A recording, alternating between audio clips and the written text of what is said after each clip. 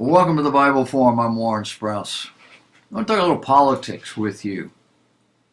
I want to give you 5 of the biggest demographic trends that are shaping politics today. Not my idea.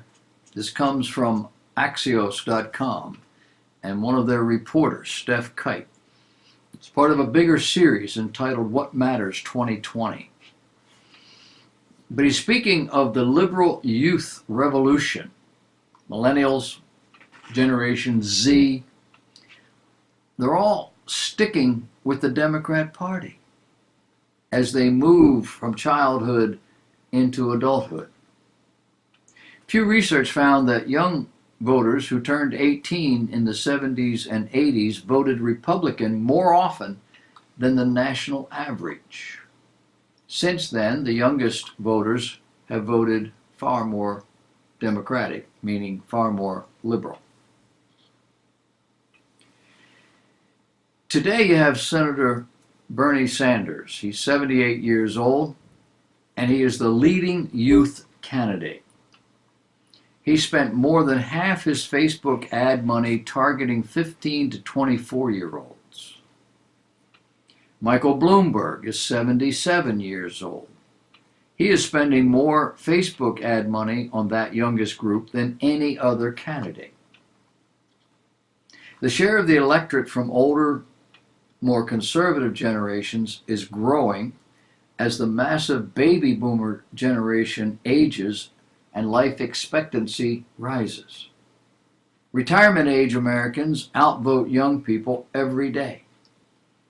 They're also more likely to have expendable income to invest in political candidates and parties.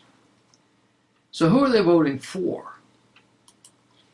Well, President Trump and Elizabeth Warren get more campaign donations from retirees than any other candidate. That's according to Axios analysis of FEC data. And several polls show Biden's strength is with older voters. 2020 will be the first time Hispanic voters make up the electorate's largest minority group.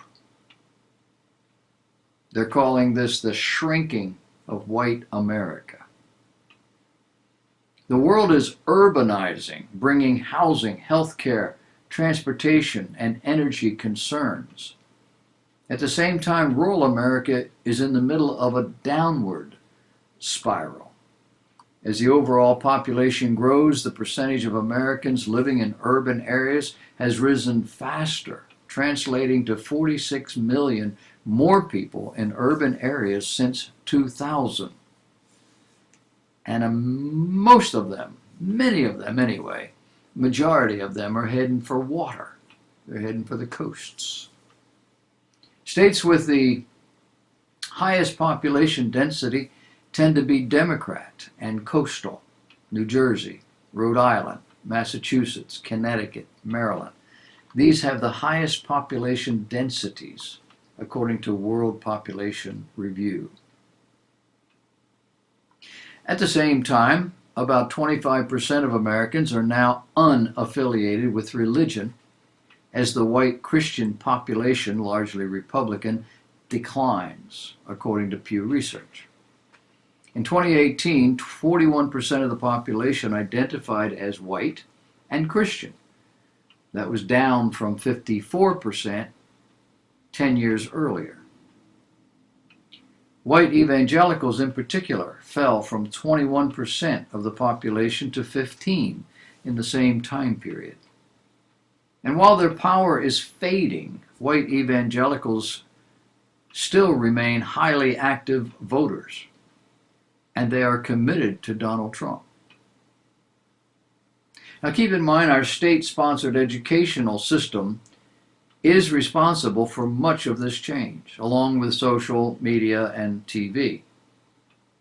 Another generation or two in America will be largely unrecognizable to those who are over 40 years of age today. Why? Largely due to our state education system and media, which is poured down our throats all day by TV, radio, internet, Twitter, YouTube, texting, a host of other methods I don't even know anything about, but your children do. And the population under 30 or 40, they do. And who is it that ingests all this stuff 24 hours a day? Check your child's cell phone. I'm guessing that phone never gets turned off. I'm guessing that it's even stuck under their pillow, still on. I have known of children routinely who are sent to bed or go to bed, usually about 10 o'clock, and are still on their phone 3 o'clock in the morning. Parents haven't got a clue. That's not parenting. Children don't need cell phones. Might be that they could use a pager, or they could use something that doesn't access the internet. But they don't need a cell phone. And the fact that they do means our parents have no idea how to raise children safely.